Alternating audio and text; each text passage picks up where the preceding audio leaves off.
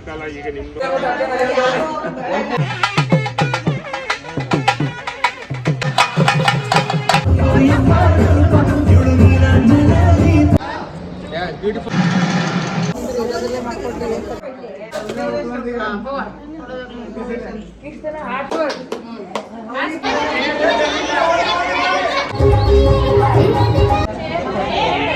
Hello everyone, welcome back to my channel. ಎಲ್ಲರೂ ಹೇಗಿದ್ದೀರಾ? ಎಲ್ಲರೂ ಚೆನ್ನಾಗಿದ್ದೀರಾ ಅಂತ ಅಂದ್ಕೊಳ್ತಾ ಇವತ್ತಿನ ವಿಡಿಯೋನ ಶುರು ಮಾಡ್ತಾ ಇದ್ದೀನಿ. ಅಂದಾಗೆ ಇವತ್ತಿನ ವಿಡಿಯೋ ನಿಮ್ಗೆಲ್ಲರಿಗೂ ಆಲ್ರೆಡಿ ತಮ್ಲೈನ್ ನೋಡಿ ಗೊತ್ತಾಗಿರುತ್ತೆ.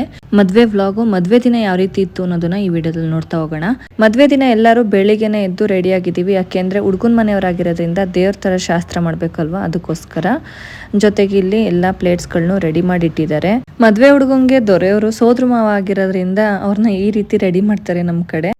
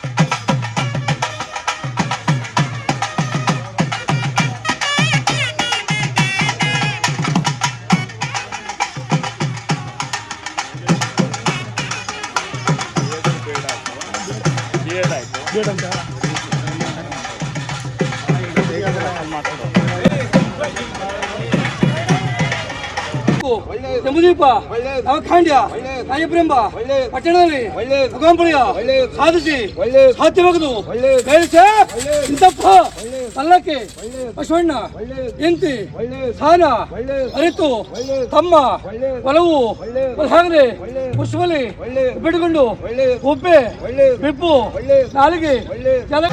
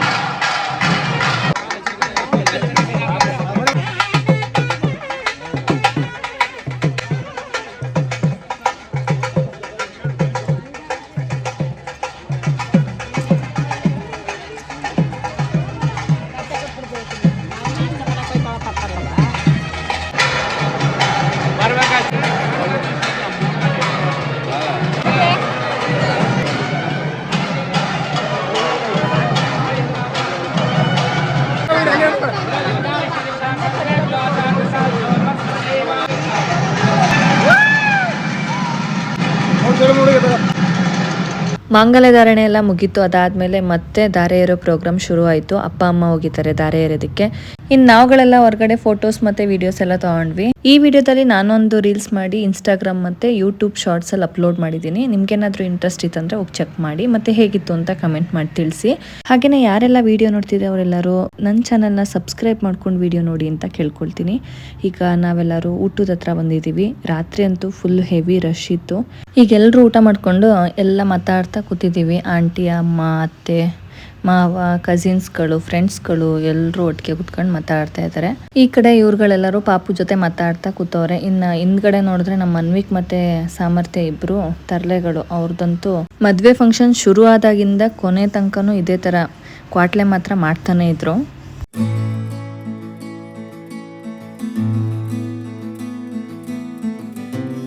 ಕೊನೆಯದಾಗಿ ಈಗ ಎಲ್ಲರೂ ಚೌಲ್ಟ್ರಿಯಿಂದ ಮನೆಗೆ ಹೊರಡ್ತಾ ಇದ್ದೀವಿ. ಹೊರಡೋದಕ್ಕಿಂತ ಮುಂಚೆ ಹುಡುಗಿನ ನಮ್ಮ ಮನೆಗೆ ಕರ್ಕೊಂಡು ಹೋಗ್ಬೇಕು ಅಂದರೆ ಗಂಡನ ಮನೆಗೆ ಹೋಗ್ಬೇಕಲ್ಲ. ಈ ಮೂಮೆಂಟು ಎಲ್ಲ ಹೆಣ್ಮಕ್ಳು ಬಾಳಲ್ಲೂ ಬರುವಂತಹ ಒಂದು ಎಮೋಷನಲ್ ಮೂಮೆಂಟ್ ಅಂತಲೇ ಹೇಳ್ಬೋದು.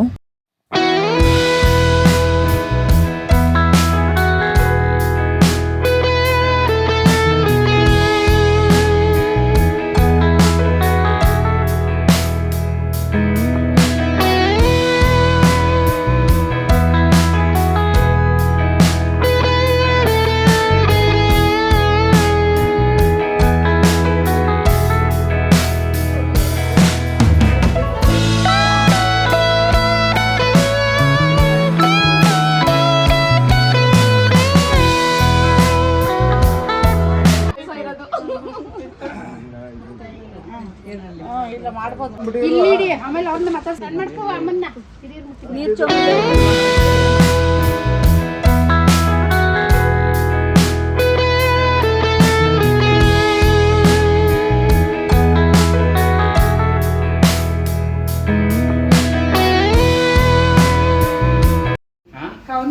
ಕವಿತಾ ಅದಕ್ಕೆಲ್ಲ ತಲೆ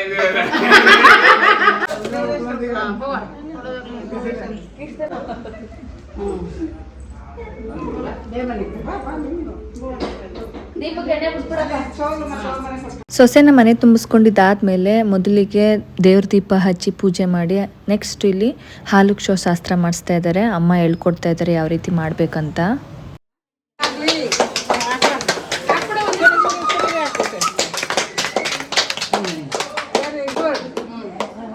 ನಾನಿಲ್ಲಿ ಮದುವೆ ವ್ಲಾಗ್ ಜೊತೆಗೇನೆ ಬೀಗ್ರೂಟದ ವ್ಲಾಗ್ನ ಕಂಟಿನ್ಯೂ ಮಾಡ್ತಾ ಇದ್ದೀನಿ.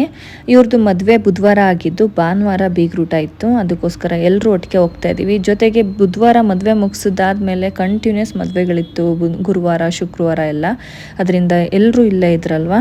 ಇವಾಗ ನಾವೆಲ್ಲರೂ ಒಟ್ಟಿಗೆ ಈಗ ಬೀಗ್ರೂಟಕ್ಕೆ ಹೋಗ್ತಾ ಇದ್ದೀವಿ. ಬೀಗ್ರೂಟ ಇದ್ದಿದ್ದು ಶಿಕ್ಷಕರ ಭವನದಲ್ಲಿ. ಅದ್ರದ್ದು ಹಾಲು ಸ್ವಲ್ಪ ಚಿಕ್ಕದಿದ್ದರಿಂದ ಪಕ್ಕದಲ್ಲಿ ಪೆಂಡಲ್ ಎಲ್ಲ ಹಾಕ್ಸಿ ತುಂಬಾನೇ ಗ್ರ್ಯಾಂಡಾಗಿ ರೆಡಿ ಮಾಡಿದ್ರು.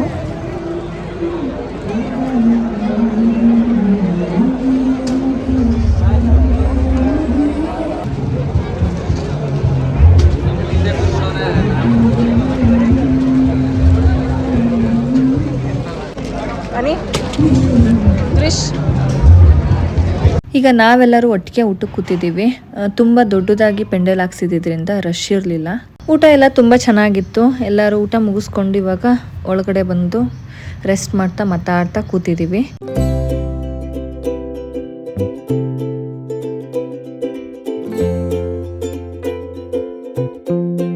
ಎಲ್ರದ್ದು ಊಟ ಮುಗಿತಾ ಇದ್ದಂಗೆ ಇಲ್ಲಿ ಡ್ಯಾನ್ಸ್ ಮಾಡ್ತಾ ಎಲ್ಲ ಎಂಜಾಯ್ ಮಾಡ್ತಾ ಇದ್ದಾರೆ.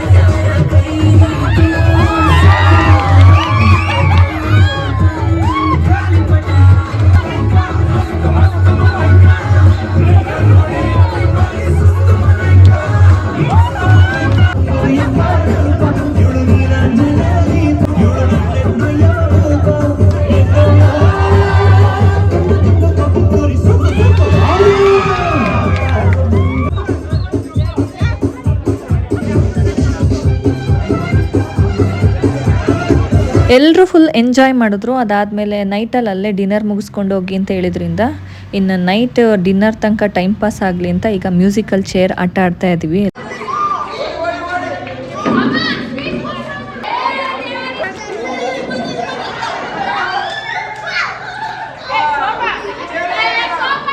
ದೊಡ್ಡವರೆಲ್ಲರೂ ಚಿಕ್ಕ ಮಕ್ಕಳು ರೀತಿ ಎಂಜಾಯ್ ಮಾಡ್ತಾ ಆಟ ಆಡಿದ್ವಿ. ತುಂಬ ವರ್ಷಗಳಾದಮೇಲೆ ಮ್ಯೂಸಿಕಲ್ ಚೇರ್ ಆಟ ಆಡಿದ್ದು. ಕೊನೆಗೆ ರನ್ನರ್ ಅಪ್ ಕೂಡ ಆದೆ. ನೆಕ್ಸ್ಟು ಈಗ ಚಿಕ್ಕ ಮಕ್ಕಳುಗಳು ಆಟ ಆಡ್ತಾ ಇದ್ದಾರೆ. ಗ್ರೀಷ್ಮ ಅನ್ವಿಕೂ ಇದ್ದಾರೆ. ಈ ಗೇಮಲ್ಲಿ ಯಾರು ವಿನ್ನರ್ ಆದರು ಅಂತ ತಿಳ್ಕೊಬೇಕು ಅಂದರೆ ವಿಡಿಯೋನ ಕೊನೆ ತನಕ ಮಿಸ್ ಮಾಡದೆ ನೋಡಿ ಅಂತ ಹೇಳ್ತಾ, ಇದಿಷ್ಟು ಮದುವೆ ವ್ಲಾಗ್ ಮತ್ತು ಬೀಗ್ರೂಟದ ವ್ಲಾಗ್ ಆಗಿತ್ತು. ಈ ಫ್ಯಾಮಿಲಿ ವ್ಲಾಗ್ ನಿಮ್ಮೆಲ್ಲರಿಗೂ ಇಷ್ಟ ಆಗಿರುತ್ತೆ ಅಂತ ಅಂದ್ಕೊಳ್ತೀನಿ. ಇಷ್ಟ ಆಗಿದ್ರೆ ಲೈಕ್, ಶೇರ್, ಕಮೆಂಟ್ ಮಾಡೋದನ್ನು ಮರಿಬೇಡಿ. ಹಾಗೆಯೇ ನನ್ನ ಚಾನಲ್ನ ಸಬ್ಸ್ಕ್ರೈಬ್ ಮಾಡೋದನ್ನು ಮರಿಬೇಡಿ ಅಂತ ಹೇಳ್ತಾ ನೆಕ್ಸ್ಟ್ ವ್ಲಾಗಲ್ಲಿ ಮತ್ತೆ ಸಿಗೋಣ. Thank you for watching.